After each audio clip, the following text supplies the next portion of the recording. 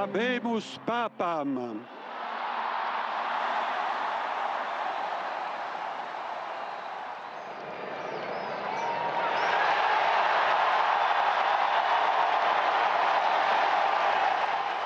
Tonight's history at the Vatican. For the first time ever, an American has been elected Pope.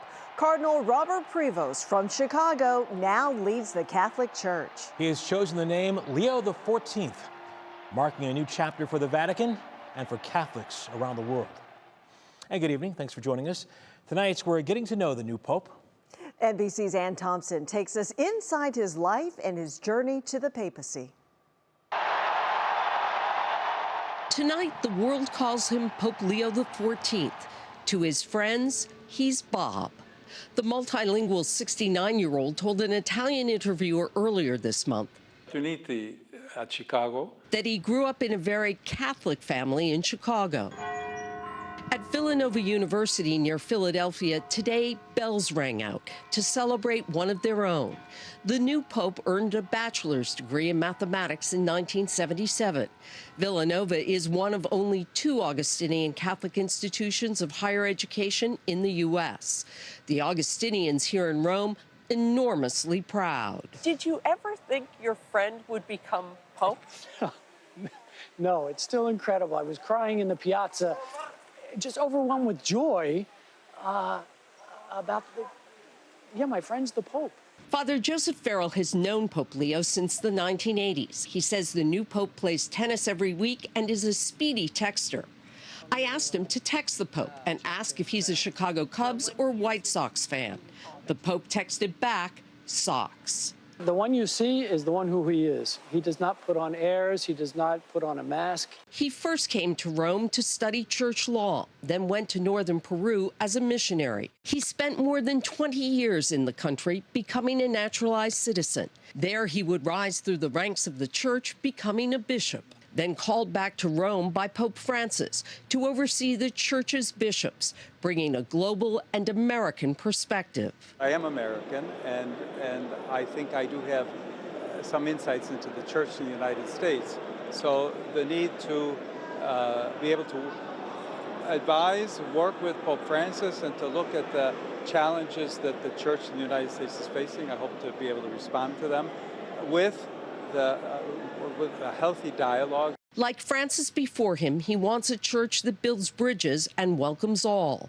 Though as a cardinal, he was a prince of the church, he never saw himself that way. The bishop is not supposed to be a little prince sitting in his kingdom, but rather called authentically to be humble, to be close to the people he serves. As a cardinal, he was close to Francis. Here's what he had to say back in 2013. He's a man who, on the one hand, is very simple and very profound in his faith, but he's a hard worker, and he knows, I think, what's ahead of him. Now it is his turn to lead the church.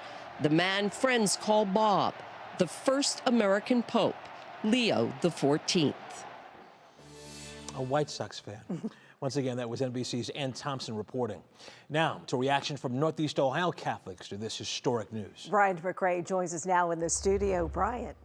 Hey, good evening, Russ and Lena. Hey, the South Side is the best side, but let me tell you, never in a million years did I think I would have something in common with the newly elected Pope. But with us both being from Chicago, it just goes to show you never know where life will take you. The news of His Holiness being elected, shocking not only America, but the world. The blowing smoke Thursday evening across the Holy See, ushering in a historic era for the Catholic Church. Well, they said it wouldn't happen, but that just goes to show you, if the Holy Spirit's involved, anything can happen. Retired grade school teacher Elaine Michaelbrink, just one in a billion, watching history unfold on what's arguably the Catholic Church's biggest stage. My hopes were that Holy Spirit work fast. And he did, because I didn't think it would happen that quickly. In just a matter of 3 days, the Sacred College electing Chicago-born and current Peruvian citizen, Cardinal Robert Francis Prevost, a David amongst Goliaths, with parishioners calling him a dark horse. But it was amazing that it was an American because I don't think most people expected an American. Patrice Downs pulling on the Pope's resume and holy connections for how he'll lead the Catholic Church. He knows bishops from all over the world already, which gives him a huge advantage as to what he's going to do after that. One thing for sure, Pope Leo XIV will have an army of prayers. It'll be one day at a time, yeah. But, you know, the cardinals and of course the church, us, will be praying for him. What an amazing feat. Of course, lots of prayers. The election of Pope Leo XIV marks the 267th Pope in history of the Roman Catholic Church, and again, making history as the first American to ever hold this holy position. Lena? All right, Brian Fricray in the studio for us tonight. Thank you. And for the latest updates, reactions, and more, download the free WKYC Plus app on your TV, or check out our website at WKYC.com and the 3 News app.